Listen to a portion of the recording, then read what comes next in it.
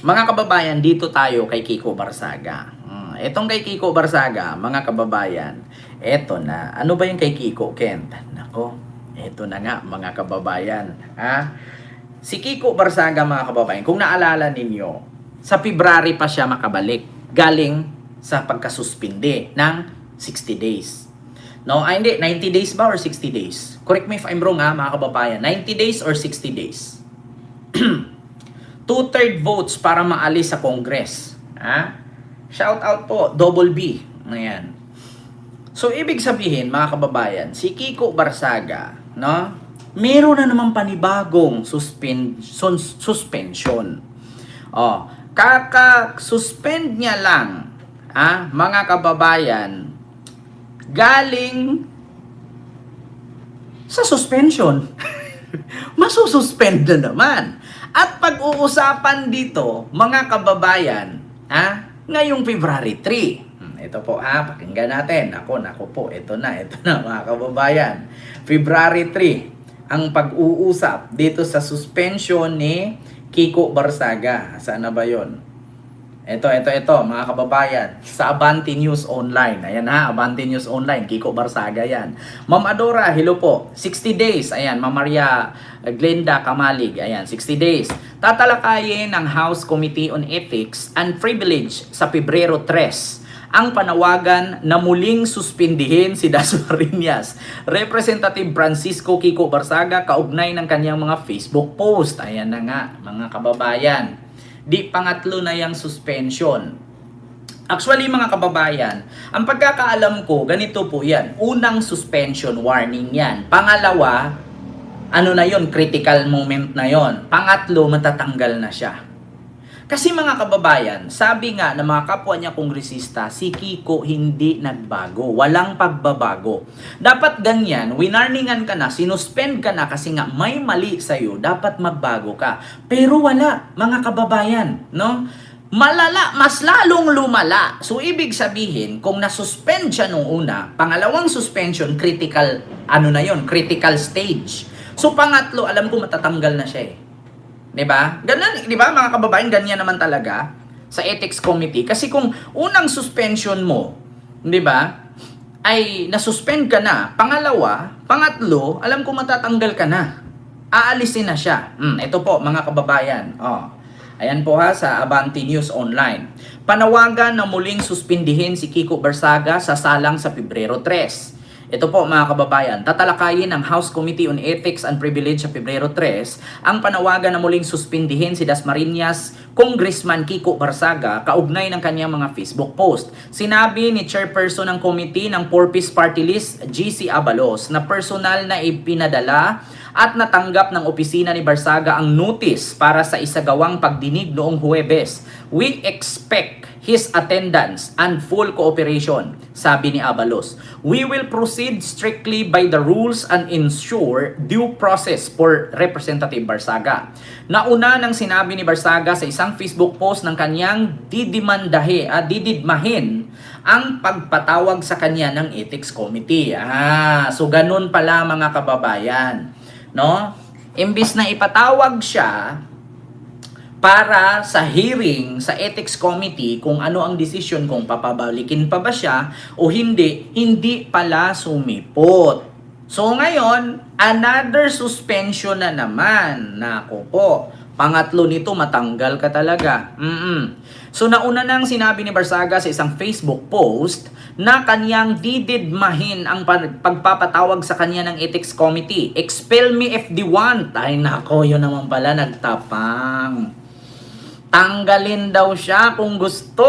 Expel me if they want. But the Philippine Congress has done nothing but destroy the lives of the Filipino people. Nako, yan pala ang sabi ni Kiko. Sa privilege speech sa sesyon noong Enero 27, kinundina ni Manila Representative Rolando Valeriano si Barsaga kaugnay ng post nito na sinuhula ng business tycoon Enrique Razon ang mga miyembro ng National Unity Party o NUP upang suportahan ang Speaker leadership ni Leyte Representative Ferdinand Martin Romualdez noong 2025. Nasundan ito ng paghahain ng motion ni Deputy Majority Leader at One Rider Party List Rog Gutierrez upang i-authorize ang Ethics Committee na talakayin ang apela ni Valeriano na muling parusahan si Barsaga. Noong December 1 ay sinuspindi ng Kamara si Barsaga dahil disorderly conduct bunsod ng online post nito. Nako mga kababayan, kaya naman pala pinatawag na para mapabalik kasi nga kapag siyempre pupulungin siya dun sa ethics committee, a-advisean siya, huwag mo na tong gawin ulit ha, magbago ka na, hindi ka na bata Kiko, malaki ka na. Pero anong sagot? Expel me FD1. Nako po, but the Philippine Congress has done nothing but destroy the lives of the Filipino people. Ayan, pangalawang suspension. Pangatlo dito, tanggal pagka-kongresista. Yan ang sinabi ko sa inyo. Ang tatapang nyo kasi. Akala nyo kasi, di ba? Nawawala ba ako? Hindi po, Sir Kois Jemri, nandito pa rin ako. Di ba? Nanako Friday. Ayan, pawait po. Ano bang ipawait mo? Nanako Friday. Ano ba yan? Oo, 1 to 2 chance. Bakit 3 pa? Bakit 3 pa more? Walang maturity. Feeling untouchable. Diba? Ayan naman pala mga kababayan. Hinamon pa. Hinamon pa. Ayan. Imbis na ipatawag kasi nga advisean, ayusin yung ugali niya kasi medyo nadadamay yung kanilang organisasyon, nadadamay ang samahan ng Congress. Dahil sa ginawa niyang kumbaga parang walang disiplina, 'di ba? Abay naghamon pa, tanggalin niyo ako kung gusto niyo. Pero ang wala naman kayong ibang ginawa kundi sirain ang buhay ng Pilipino, 'di ba? Ayan. Mas lalong nadiin.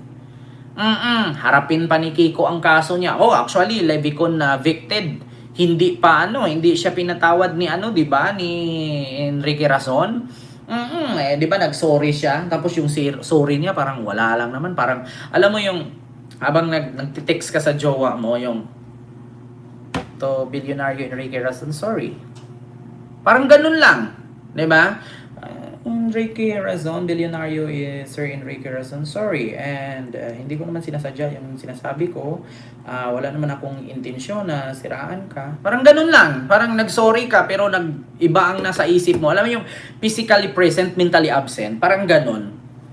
Di ba? Ayan kasi, mga feeling untouchable kasi kayo. Ang akala ninyo, mga anak kayo ng presidente. Ang akala nyo na hindi kayo madapuan ng lamok at langaw tapos pag tinanong kayo ngayon, mag-iiyak-iyak kayo. Bubula-bula yung bunganga nyo sa kakasalita. Di ba? Mga feeling untouchable. Nako, anong nangyari? Di ba? Ayan na. Sige. Sige, mag-ano pa kayo. Tignan natin mga kababayan kung ano na naman.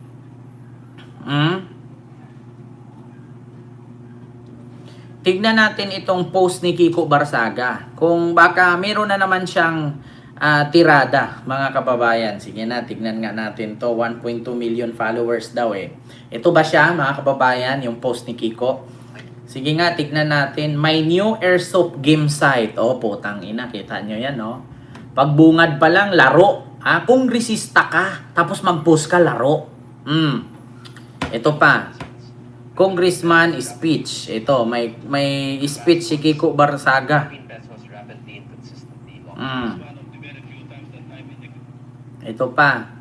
During President Duterte time, we received billions in infrastructure, military, and medical aid from China. Now we face diplomatic protests that may permanently sever our ties. A failure in our nation foreign policy.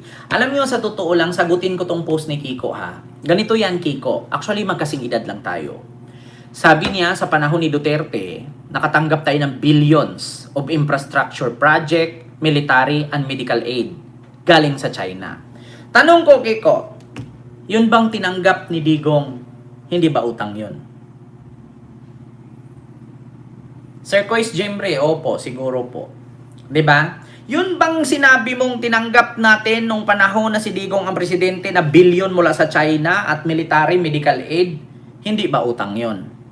Kasi kung libre yon at hindi utang, Matanong ko lang po, saan po dinala? Kasi pagkakaalam ko, kung libre mula sa China, edi sana walang issue sa Parmali. Diba? Alam nyo, kung ikaw bubong DDS, sasabihin mo, oo nga, grabe nga, nung kay Tatay Digong, nung presidente siya, grabe ang binigay ng China. So ngayon, tignan mo, nakikipag-away tayo sa mga Chinese, mga Chinese diplomat, samantalang ang laki ng ibinigay nila. Ha? Binigay ba o pinautang? Kasi nagtatanong po ako, bigay po ba o utang? Ang pagkakaalam ko na bigay lang ng China, ay actually yung tulay nga dyan sa Bukana, sa Davao, utang yan eh. Utang yan, hindi yan bigay.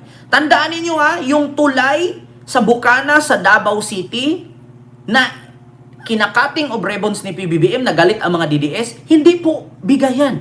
Utang yan. Utang. Baka ang sabi niyo, donate ng China yan, libre. Hindi yan libre. Utang yan. Aba, huwag niyo pinagluluko yung sarili ninyo, hindi libre yan. Baka akala ninyo. Basahin ko lang ha, kasi pinost ni Kiko to. Sige, hanapin natin. PBBM, speech, Bukana, Bridge. Dito, makita natin to ha, mga kababayan. Ito ha. Andito ngayon tayo sa Bukana Bridge. Ito ay nagsimula, na-approve ito noong July ng 2022. Nagsimula ito ng 2023, early 2023. I'm sorry, late 2023 kasi mga approval. At ngayon ay tapos na. Kaya't natulungan naman tayo ng ating mga Chinese na contractor dahil ang ganda ng technology nila kaya napakabilis. Andito ngayon tayo sa utang yan ha. Ito noong July ng 2022. Nagsimula ito ng 2023. This is one of the four major projects that our legacy projects that we will be finishing in Davao and its environs. Andito ngayon tayo sa Bukana Bridge na kakatapos. It is a 1.3 kilometer bridge. Kasama ito sa buong bypass na ginagawa around Davao City. At ito'y sinasabi, ang estimate natin na ang biyahe na dati halos 2 oras ay mababawasan, magiging mga 25 minutes, 20 minutes na lang. Kaya't malaking ginhawa. Lalong-lalo na ay ngayon na magpapasok tayo, alam naman natin nangyayari sa traffic. Kaya ito ay magagamit. We will open the bridge on the 15th, December 15, gagawin na. Matatapos yung buong bypass by December 2027. So tuloy, tapos na lahat ito all the way. Kaya ito ay nagsimula, na-approve ito noong July ng 2022. Nagsimula ito ng 2023, early 2023. I'm sorry, late 2023 kasi mga kababayan ha. Bukana Bridge na kakatapos. It is a 1.3 kilometer bridge. Kasama ito sa buong bypass na ginagawa. Mga kababayan, ang alam ko utang ang Bukana Bridge, no? Tumulong lang ang Chinese contractor, pero hindi yan free. Ayan na, basahin ko mga kababayan. Pagkakaalam ko utang yan eh. Si PBBM mismo nagsabi niyan, utang. Ito po. Davao City Bukana Bridge, utang or donation ng China? Ito po, mga kababayan. Ang Bukana Bridge project sa Davao City ay isang donasyon o grant mula sa gobyerno ng China, hindi utang. Ito ay bahagi ng China Aid Program na nagkakahalaga ng humigit kumulang 3.126 billion or 60 million para sa 4 na lane, so 1,340 meters na tulay na nag-uugnay sa Bukana at Matina. Narito ang mahalagang impormasyon.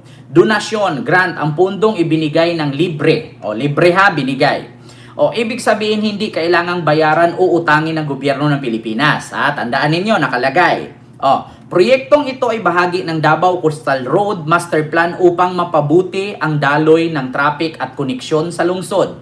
Implementation, ang kasunduan ay nilagdaan noong panahong Administrasyong Duterte ng 2020 to 2022. Ang proyekto ay naglalayong tapusin at operasyon matatapos ng 2025. Ang pondo ay direktang inilaan ng China sa mga kontraktor para sa proyekto. Oh, so, ang nagbitbit ng pondo from Chinese contractor. Yung may hawak. So, walang hinawakan si PBBM dyan. Mga kababayan. Ang pondo, mga kababayan, ang pondo hawak ng mga kontraktor. Walang binigay sa government. Hindi nila binigay ang pera, diniritsyong gawa, diniritsyong tulay. So ngayon mga kababayan, sa madaling salita, bumunot pa rin ang gobyerno dyan kasi nga, yung mga gamit na iba dyan, galing sa Pilipinas, hindi sa China. Ang mga kontraktor lang at yung ibang equipment na mabilis, katulad sa paggawa ng Macau Bridge to Hong Kong. 'Di ba? Pero mga kababayan, hindi po pera, yung pera na galing sa China, hindi nila binigay sa Philippines yan. Kumbaga, sila mismo ang bumili ng mga materyales. So mga kababayan, yung mga ginastos dyan, yung mga ginastos dyan, mga kababayan, ay humugot pa rin si PBBM. So ibig sabihin, may utang pa rin ang Pilipinas para pa gasto sa ibang equipment. Kasi yung ibang pera dyan na 60 million, ay hawak lang ng China. Binagsak lang nila dyan. Ang tanong, ano po bang kapalit? Diba? Kasi napakahirap Nakakapagtaka. Sa dinami-daming bansa, bakit Philippines? Pagkakaalam ko mga kababayan, ito po yan, 3.2 billion, no? Na pera. Pero hindi po nakukuha yan ng Philippine government. Ginawa po yan diretso, mga kababayan, ginawa po yan diretso ng China. Walang kinuha, maskin, piso ang Pilipinas dyan. Sila ang may gawa, sila ang gumawa, at higit sa lahat, gumastos pa rin si PBBM. So may utang pa rin. Diba? Kasi sa totoo lang mga kababayan, isa lang ang ano dyan bakit nagbigay ang China? Anong kapalit? Kasi kasunduan daw yan ni Digong noon pa Diba? Kent, baka death threat yan. Ang laki, billions. Diba? 3.2.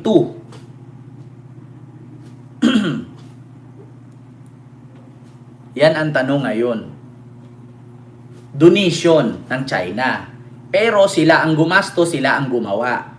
So yung ibang mga equipment, ginastusan pa rin ng gobyerno galing sa pera ng bayan. So yung pera na yon saan galing? Sa utang pa rin. Pagbabayaran pa rin natin, 'di ba? Ang gastos niyan.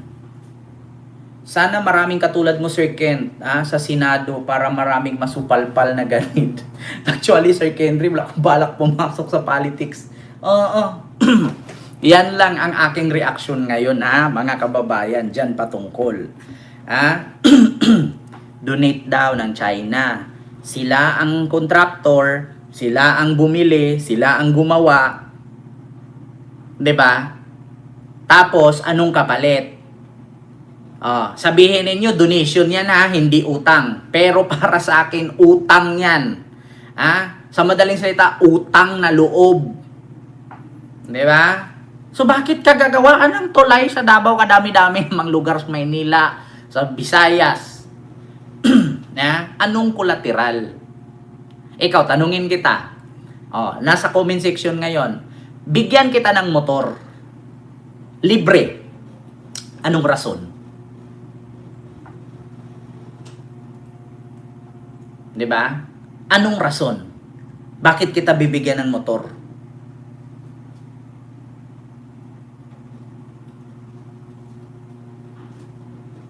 Diba? Yan yun, mga kababayan. Kasi, ang sasabihin lang naman ng China yan, mga wala kayong utang na loob. Wala kayong mga kaluluwa. Ginawaan namin kayo ng tulay. Ginastusan namin ng bilyon-bilyon yung lugar ninyo. Tapos ito yung ibabalik ninyo sa amin. Tapos sasabihin ng China yan, babawiin namin yung ginastos na yan. Kapalit ang minerales. kapalit ang gas exploration. Patay ka dyan. Kaya nga mahirap yan mga kababayan eh. Kaya din siguro ayaw pirmahan ni Digong yan eh. Kasi may kapalit. Diba? Ay nako, mga kababayan.